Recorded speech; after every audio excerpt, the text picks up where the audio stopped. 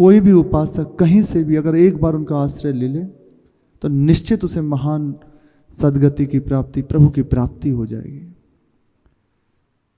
एक प्रसंग ऐसी याद आ गया श्री जी की कृपा से। एक साक्षी जी हुई है, महान भक्त हुई है, ज़्यादा समय नहीं, 2 वर्ष हुआ है शरीर को पूर्ण हुए। पूर्व जन्म आदि की विशेष बात पे ध्यान नहीं देते, लेकिन जो मुख्य बात उनके जीवन की, भाई जी महाराज को गुरु रूप से वर्ण किया। भाई जी महाराज प्रकट में नहीं थे, केवल वाणी जी को सुना, पठन किया और स्वीकार कर लिया कि गुरु रूप से, और मूल में नाम और प्रभु का भरोसा, ये 2 बात स्वीकार कर ली। परिवार आदि था ही, विवाह किया नहीं। और जिनके अंदर जो भगवत मार्ग में चलता है ना, पवित्रता से जीवन निर्वाह करता है, एक दिव्यता आने लगती है, एक दिव्यता आने लगती है। सहज रूप से उसके अंदर एक आकर्षण बढ़ता है, लगता है इनसे बातें करें, इनके पास बैठे रहें। एक ऐसा अद्भुत स्वभाव, क्योंकि प्रभु चित्त में पधार रहे ना, तो प्रभु का स्वभाव उतरता है। साक्षी जी ने जब विचार कर लिया कि नहीं, मेरे जीवन का उद्देश्य भाई जी की कृपा से हृदय में आ गया भगवत प्राप्ति, श्री कृष्ण के चरणों की प्रीति, उनसे प्रेम करना, ये है। अवस्था बढ़ने लगी और इतना ही खास बात थी, बस नाम का रटन, रात दिन नाम का रटन। पढ़ाई भी करती थी। कुछ समय बाद दिल्ली उनको जाना था, तो दिल्ली गई, वहाँ पढ़ाई करती थी। रास्ते में एक गाड़ी आ रही थी और वो पैदल निकल के जा रहे थे। किसी से बात तो करती नहीं थी, किसी से वार्ता नहीं, क्योंकि नाम छूटेगा यदि किसी से बात करते हैं तो, इसलिए। और हर समय चिंतन, जो भाई जी का चिंतन है, भाई जी के द्वारा जो चिंतन है, उसका चिंतन। रास्ते में जा रही थी, पीछे से गाड़ी आई और पैर पे चढ़ गई, पैर टूट गया तत्काल। इतने में देखा कि एक गाड़ी आई है, बुलेरो, बलेनो या जो भी, हाँ, उसमें जो गाड़ी चलाने वाले थे वो आए, उतरे, तो वहाँ भीड़ लगी हुई थी। उनने पूछा कि कौन है ये? किसी को खबर नहीं, कोई नहीं जानता, अनजान है सबके लिए। वो जो नवयुवक उतरे थे उस गाड़ी से, उन्होंने कहा कि मेरा परिचय है इनसे, मैं जानता हूँ, मेरे रिश्ते से हैं ये। और उनको उठाया, स्पर्श नहीं करती थी किसी का। और तब भी उस समय भी कह रही थी कि उन्हें चेतना थी कि हमें स्पर्श मत कीजिएगा, कोई हमारा स्पर्श ना करें, बस इतना कह रहे थे। पर उन्होंने सुना और देखा, उनको देख के कुछ नहीं कह पाए, एकदम शांत चित। ऐसे उठाया, गाड़ी में विराजमान किया और स्वयं ले गए, गाड़ी चला गया। पैर टूटा हुआ है। ऐसे जब उठाया था तो गले में एक उनके लॉकेट, तो उसमें श्री भाई जी महाराज विराजमान थे।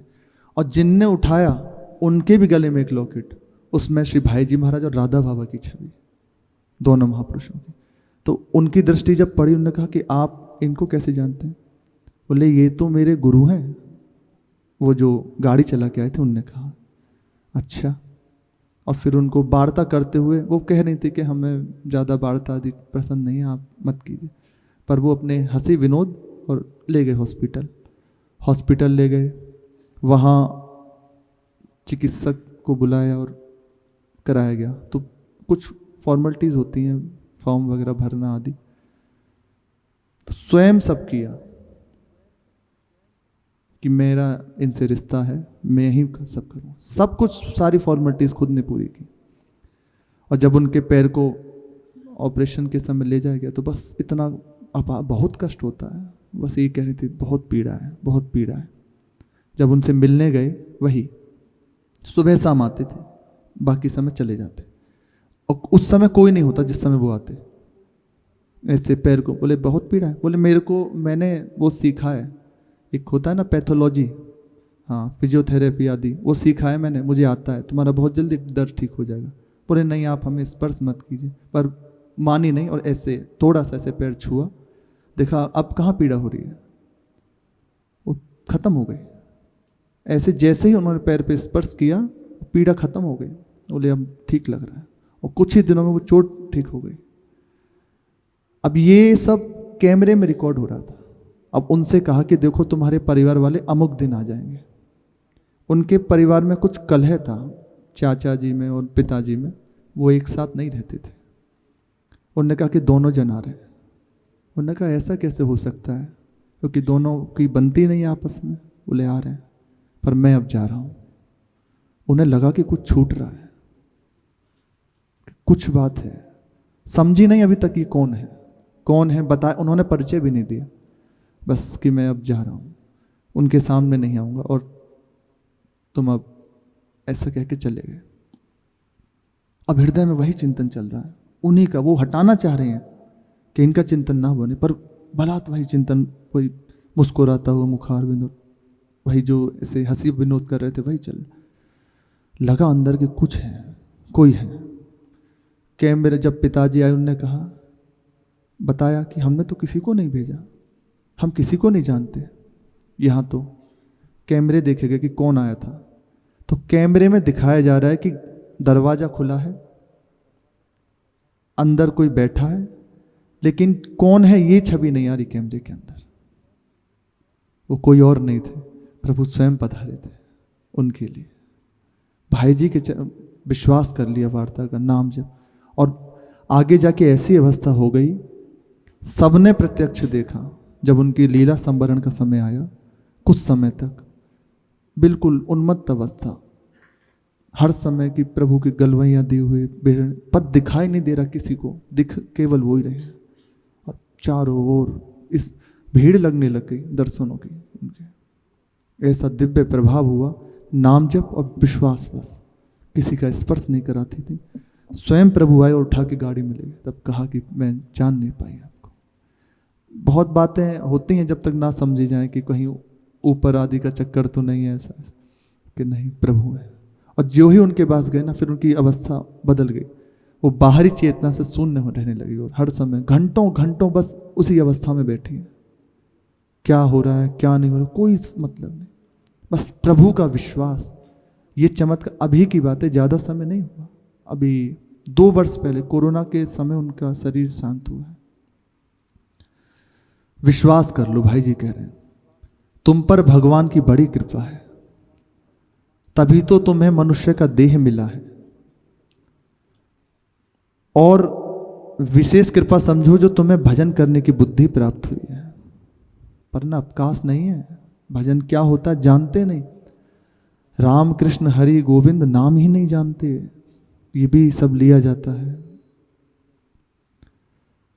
और तुम्हें ये सुंदर सुअवसर मिला है ना, ये दुर्लभ, ये कृपा है। इस सुअवसर को हाथ से मत जाने दो, नहीं तो पछताओगे।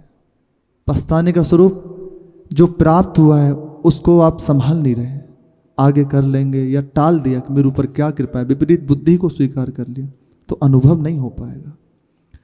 तुम्हें चाहे राजा हो या राह के भिखारी हो, श्री भाई जी कह रहे हैं, तुम राजा हो या एक भिखारी हो, तुम बड़े भाग्यवान हो।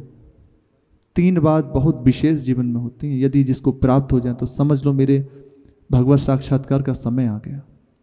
पहली, मनुष्य का शरीर, संतों का समागम दूसरी बात, और तीसरी कहीं ना कहीं हृदय में प्रभु के मिलने की बात। ये जहां जिसके जीवन में, और निश्चित संतों का संग है तो आ ही जाती है कि मुझे प्रभु चाहिए। जिसके जीवन में ये बात है, बस अपार कृपा है।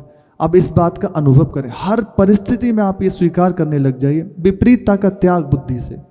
ऐसा हो रहा है, ऐसा हो रहा है, नहीं, मेरे ऊपर बड़ी कृपा है।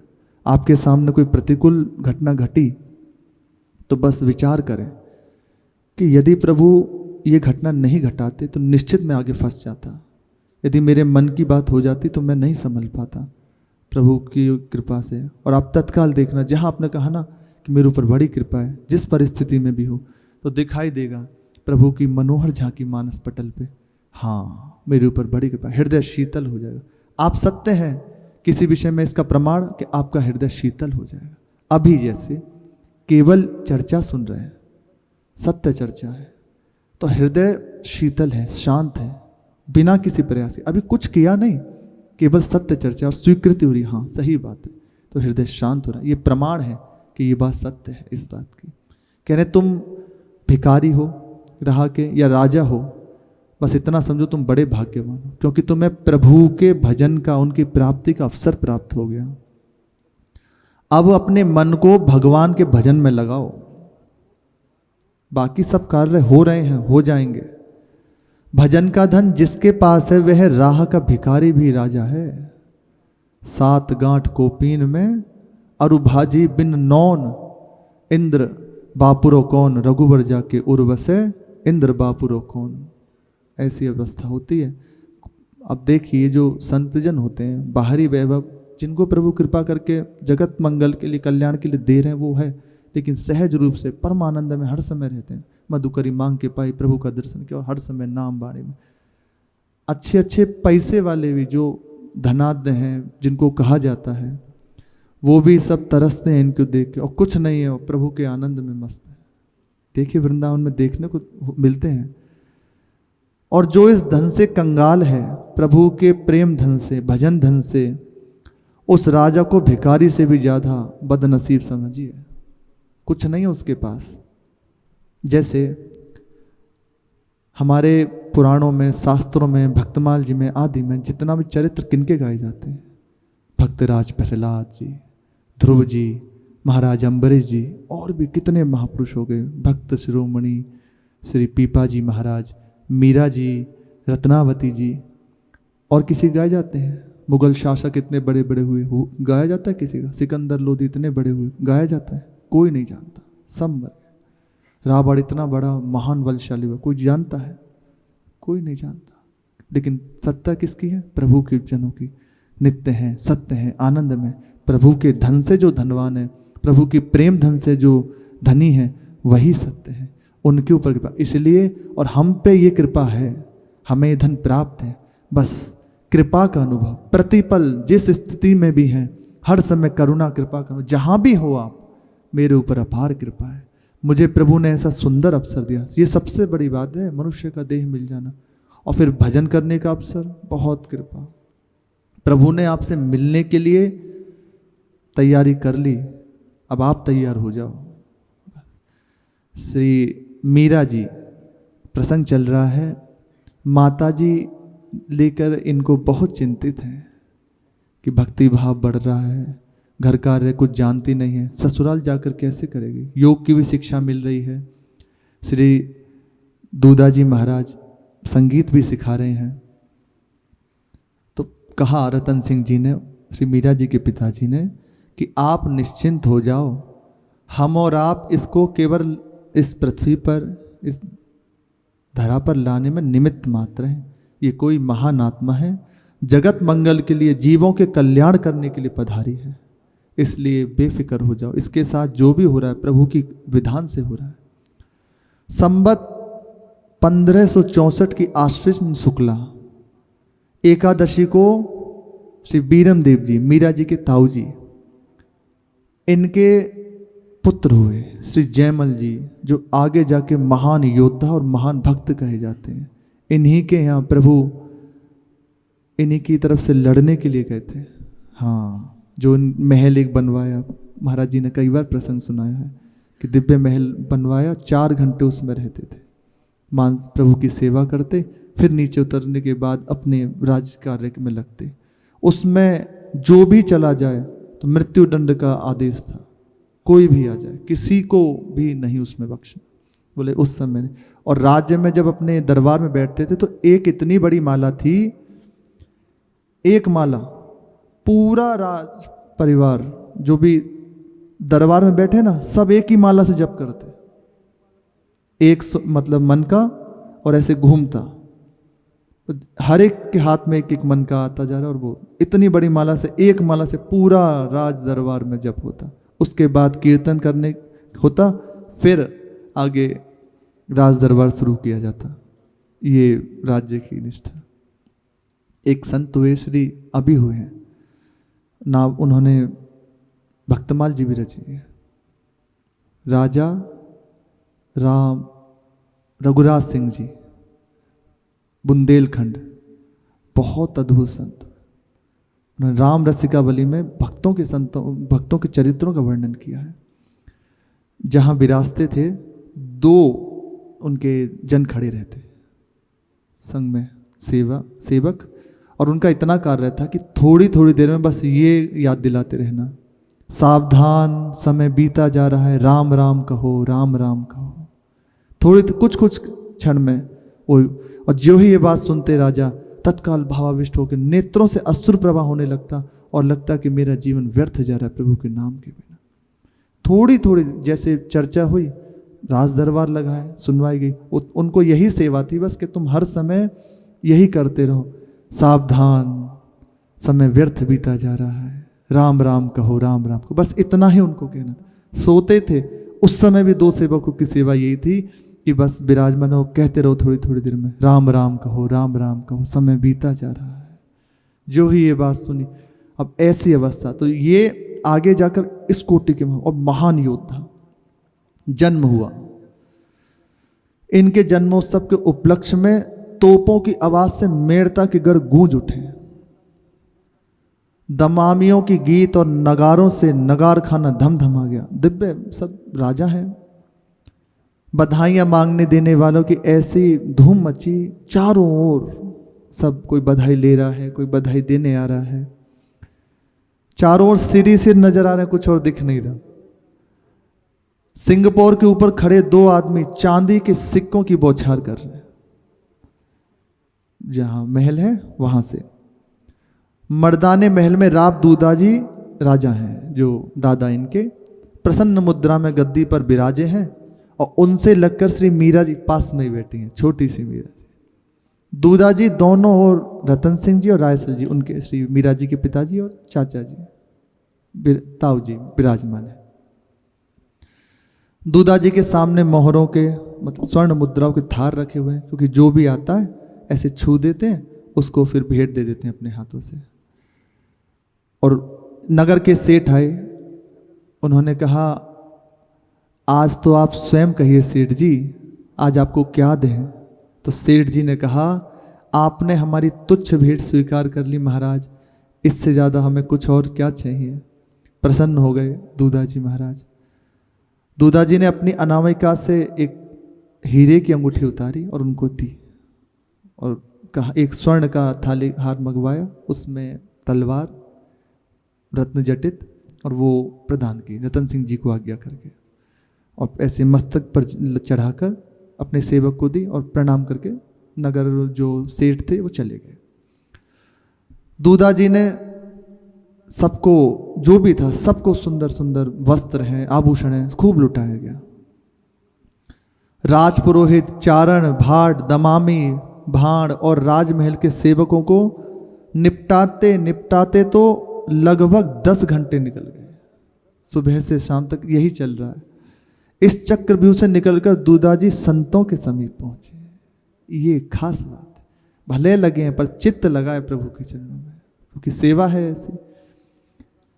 कल के प्रसंग में था, रतन सिंह जी श्री मीरा जी से कहते हैं, देखो ये भक्ति और ये सब तो तुम्हारे लिए और श्री दूदा जी के लिए ठीक है, हम तो उस राज्य के सेवक हैं। अत्याचारी जो हैं, अधर्मी जन जो हैं, उनका विरोध, उनका नाश करना हमें प्रभु ने सेवा दी है। उनका और प्रभु का नाम जप और राज्य की सेवा, यही हमारा कार्य है। बस बहुत खास बात है, जहाँ भी आप रहें, जैसे भी रहें, आपको सेवा मिले, सेवा करें, हर समय प्रभु का नाम रटन करते रहें। आप भी मोबाइल में, और होता ही है ना, अलार्म लगा लें थोड़ी थोड़ी देर में, राधा राधा कहो, राधा राधा, जहाँ भी हो एक अलार्म लग जाएगा ना, तो चेतना होती रहेगी। हाँ, हमने एक ब्रह्मचारी जी थे, उनको देखा था, उन्होंने एक 24 घंटे का पूरा शेड्यूल बनाया, और उनके पास एक यंत्र था, उसमें घंटा लगाया, हर घंटे बाद वो घंटा बजता, फिर तत्काल, और पूरी दिनचर्या वो अपनी जो बनाई हुई थी उससे करते थे, और हर घंटे बाद वो घंटा बजता, पर उसका समय थोड़ा अलग था।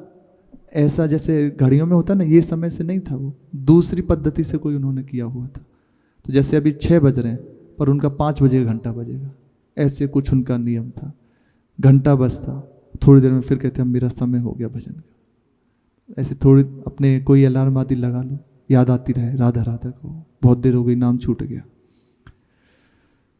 संतों के पास जाकर प्रणाम किया और फिर कहा, मेड़ता के तुच्छ राज्य सहित सेवक दूधा राठौर आपके चरणों में समर्पित है। और उनका आशीर्वाद प्राप्त करके वहीं विश्राम करने के लिए कमरबंद खोला। राज ज्योतिषी जी ने बताया, बालक जयमल बहुत बड़े भक्त होंगे, महान योद्धा होंगे, उच्च कोटि के भक्त होंगे। राजपूत का पुत्र योद्धा हो, यही तो चाहिए, और चाहिए क्या राजाओं को, और क्या चाहिए। फिर ऊपर से भक्त हो तो ऐसे मानिए जैसे सोने में सुगंध आ जाए। दूधा जी के हृदय में आनंद समाता नहीं। एक और मीरा जी ऐसी भक्तिमती नातनी और ऐसे नाती श्री जयमल जी प्राप्त हुए।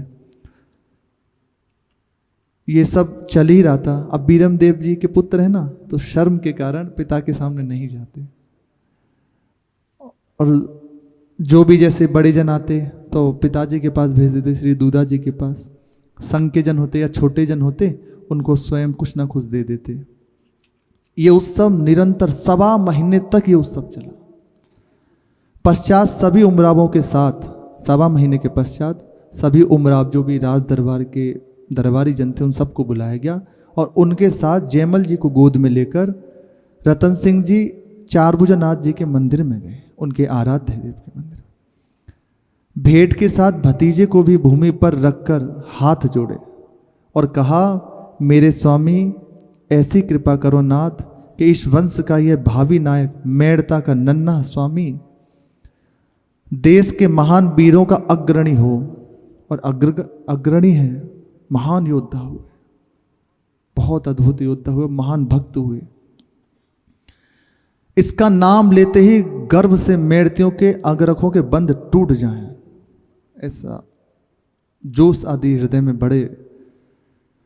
पीढ़ियां बीत जाने पर भी इस वंश के छोटे से बालक का सिर भी जयमल जो हैं उनके चरणों में झुकता रहे कि ऐसे योद्धा हुए, ऐसा महान भक्त हुए। और कहते कहते एकदम हृदय उनका भर आया। लास्ट में कहते हैं, पूरे मानव जन्म की सफलता के लिए जिस आकांक्षा से राजपूत जीवन भर माँ दुर्गा की आराधना करते हैं, वही रणसैया इसे अंत में प्राप्त हो। जीवन की ये लक्ष्य होता है कि युद्ध करते हुए हमारा शरीर शांत हो। ये राजपूतों का जो भारत के योद्धा हुए। बालक जयमल को देख मीरा बहुत प्रसन्न होती, मीरा जी बहुत प्रसन्न होती। और जब दूधा जी उसको गोद में लेकर बैठते तो मीरा उनसे लगकर ऐसे पास में बैठ जाती। दूधा जी अथवा कोई संत जब भक्त या भक्त चरित्र सुनाते, जयमल जी और मीरा दोनों ही बालक बड़े ध्यान से सुनते। ये बहुत सुंदर संस्कार है। वीरों की चर्चा जयमल जी को विशेष प्रिय थी, क्योंकि योद्धा है ना, और युद्ध वर्णन सुनते हुए उन्हें जोश चढ़ाता। छोटे से बालक है और एकदम दांतों को कटकटाने लगते, भुजाओं को ठोकने लगते, दांतों को जैसे दांत है ना, दांतों से होठ चबाते, हुंकार करते हो, कभी ताल ठोककर उछल खड़े होते। ये देखकर पौत्र की चेष्टाओं को श्री दूधा जी अत्यंत प्रसन्न होते कि अभी से इसके हृदय में ऐसी भक्ति और ऐसा योद्धा का वीर बल अद्भुत प्रसन्न होते ये सब देखकर। वे कभी कभी चर्चा चलने पर कहते, जयमल हमारे वंश का अमूल्य रत्न है, यह विख्यात योद्धा होगा। इस प्रकार भगवत चर्चा होने पर छोटी सी मीरा जी के जैसे चर्चा हो रही है, उनके लिए ऐसा कहते, भगवत संत जन बैठे हैं, चर्चा चल रही है, मीरा जी के नेत्रों से अश्रु प्रवाह होता। भक्त चरित्र, संतों का चरित्र संत ये तभी होता है जब चित्त डूब रहा है और हृदय में कुछ है नहीं, प्रभु की सेवा, अपनी कहीं योग्यता नहीं है, बस उनकी करुणा कृपा गुणानुवाद सुनकर हृदय डूबा जा रहा है उनकी दुलार में, उनकी कृपा में, तो नेत्रों से अश्रु प्रवाह होने लगता, उनके प्रेम में। हिद्धा में महाराज जी जब चर्चा करते सत्संग प्रातकालीन, तो कभी कभी एक संत आते थे, अब तो निकुंजवासी हो गए, जो ही प्रभु की रूप माधुर्य की चर्चा प्रारंभ होती, एक तो कीर्तनीय बाबा आते थे, वो ऐसे कपड़ा मुंह में दबाते थे कि कहीं आवाज ना निकल जाए, सत्संग में विक्षेप ना हो जाए। ऐसे बार बार मुख से दबाते, अपने जो अचला था उससे दबा लेते मुख को, कहीं आवाज ना निकले, और आंसू से नीचे मुख किया, रोते रहते। ऐसे एक और संत पधारते थे घोड़ेश्वर संप्रदाय से। जैसे ही रूप माधुर्य की चर्चा होती, बस नेत्रों से अश्रु लार बह रही है, होश नहीं, वे सुध ऐसे बैठे हैं, शरीर की अवस्था का सुध नहीं। अद्भुत। हमें तो पास में बैठने का सौभाग्य, महाराज जी बैठे ऐसे और पास में, तो ये चर्चा का प्रभाव है, ऐसे महापुरुषों के द्वारा चर्चा, और ऐसे महापुरुषों ने अपना तो सौभाग्य यही था कि दर्शन मिल रहा है। तो नेत्रों से जैसे ही प्रभु की चर्चा सुनती तो अश्रु प्रवाह होने लगता, प्रभु के रूप गुणों को सुनकर उनकी देह रोमांचित हो जाती। कितने ही सुंदर और मधुर भजन कीर्तन उनने छोटी अवस्था में सीख लिए बहुत जल्दी, और जब वह गाती अपनी उसमें जैसे सीख तो संगीत सीख ही रही थी, और जब गाती तो श्री दूधाजी देह सुधि भूल जाते, संतजन बैठे हुए मुग्ध हो जाते, नेत्रों की वर्षा से उनका वक्ष भीग जाता, छाती से लगा के खूब दुलार करते। कुछ समय पश्चात, कुछ समय जब बीता, श्री दूधाजी मीरा जी को लेकर और उनके पिता श्री रतन सिंह जी को लेकर डाकोर की यात्रा करी। डाकोर श्री डाकोरनाथ द्वारिका में रास्ते में पड़ते हैं, गुजरात में पधारे। मार्ग में एक दिन उपयुक्त रमणीय, क्योंकि पूरा हाथी घोड़े बाजे पूरा समाज चल रहा है ना, तो जगह जगह पर तंबू आदि लगाना, वहाँ विराजमान होना, फिर अपनी यात्रा प्रारंभ करना, वहीं प्रसाद आदि का सेवन सबके लिए, घोड़ों की थकावट दूर करना, ये सब होता। जगह जगह पर डेरा डाला जाता। तो उपयुक्त स्थान एक जगह देखा। कुछ समय पश्चात जब निरंतर हुआ तो एक दिन की बात है, बड़ा रमणीय स्थान देखकर वहां विश्राम के लिए तंबू ताने गए। आदेश दे दिया कि सबको यहीं विराजमान करो, प्रसाद बनाइए, सब स्नान आदि करें और आज के दिन यहीं रुकेंगे।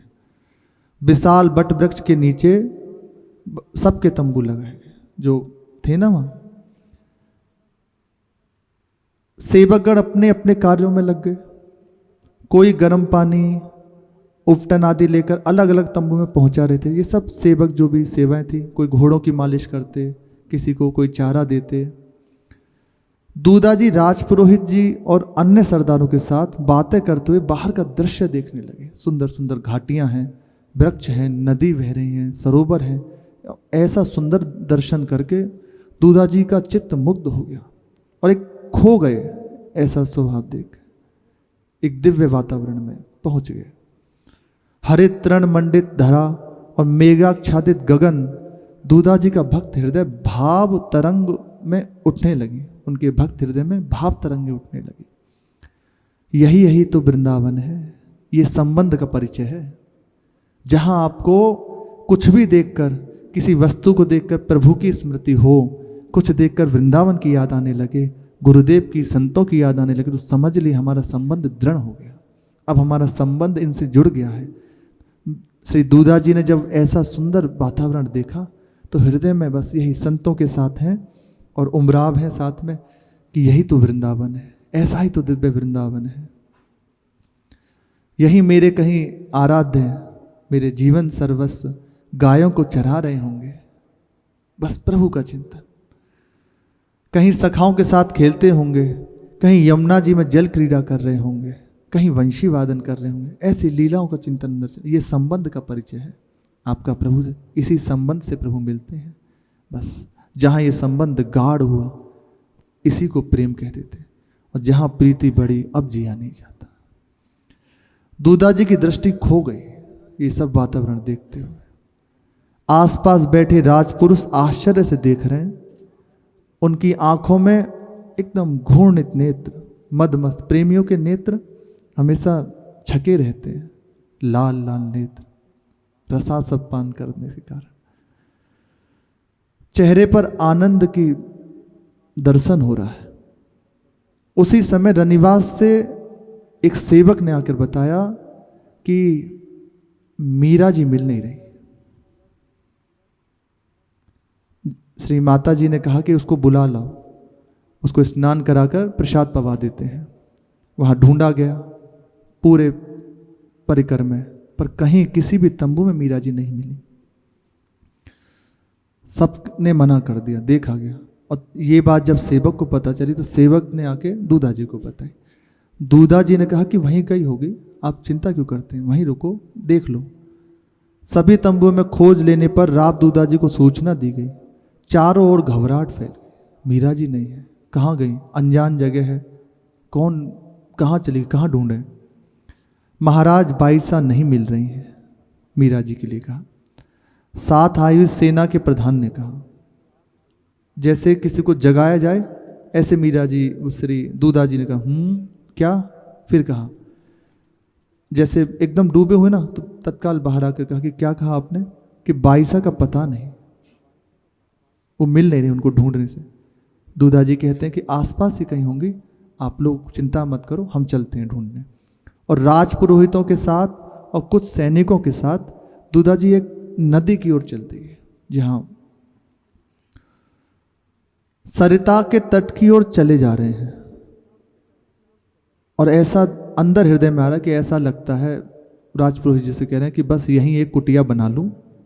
अंदर ये नहीं है चिंतन की मीरा जी नहीं मिल रही, अब वो चल रहा है कि यहीं एक कुटिया बना लूं और बस रहूं यहीं, अब बस बहुत हो गया राजकाज, बस रात दिन प्रभु का भजन करूं, यहीं रहूं, अब जाने की इच्छा नहीं होती।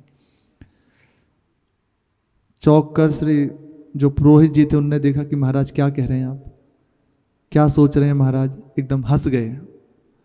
दूधा जी हंस के देखे, फिर कहा कि बाईसा ऐसे कहां पधार गई, कहीं नहीं यहीं कहीं होगी। दूधा जी कहते हैं कुछ नहीं महाराज, ऐसे सुंदर स्थल पर किसी संत के दर्शन और हो जाते। वो अपने भाव में अभी बाहर नहीं आए उस अवस्था से, वो कह रहे हैं किसी संत के दर्शन हो जाते तो हृदय आनंदित हो जाता। राजपुरोहित जी बस उनको आश्चर्य से देख रहे हैं कि महाराज को हो क्या गया है, उन्हें चिंता नहीं है मीरा जी की। फिर ऐसे दृष्टि गई तो देखा सरिता के तट से कुछ ही दूर एक संघ के व्यक्ति ने बताया कि देखो वो रही बाईसा। सभी ने चौंक कर उस ओर देखा तो मीरा जी एकदम गंभीर दृष्टि से जल में देख रही हैं, गहरे जल को प्रवाहित है और उसे बस देख रही हैं एकटक। पीछे से देखा कि किधर से एक काला सर्प आया, वो पीछे ही हैं, मीरा जी बैठी उनको बाहर ही चेत नहीं है, पीछे से आता है और आके मीरा जी को अपना फन काट कर खड़ा हो गया। सबका हृदय एकदम भयभीत हो गया, कहीं ये कुछ कर ना दे। संभल कर दूधा जी आगे बढ़े, उनके पदों की आवाज सुनकर वो सर्प हटा और चला गया। मन में कई आशंकाएं थी, कहीं कुछ हो ना जाए, पर जैसे ही उनकी आवाज सुनी वो चले गए, सर्प चला गया। उन्होंने देखा कि नदी के उस पार उनकी दृष्टि जा रही है। मीरा जी की दृष्टि ऐसे बहुत देर तक तो जल में थी, फिर ऐसे हटके एक वृक्ष के नीचे गई। वहां एक श्री निवृत्तनाथ जी महाराज विराजमान थे, उनसे दर्शन मीरा जी कर रहे थे। उनकी दृष्टियां मिलाते हुए जो दूधा जी ने दृष्टि दी तो हृदय में लगा कि अभी संकल्प ही हो रहा था किसी संत का दर्शन हो जाए, और भगवान ने कृपा करी, दर्शन करा दिया। और साथ में मीरा जी को गोद में लिया उठाकर और चल दिए श्री दूधा जी जल को पार करते हुए। अब आगे संत के पास जाके प्रणाम किया। शेष चर्चा जो जिनसे चर्चा हुई वो कल शेष चर्चा आगे। श्री राधा वल्लभ लाल की।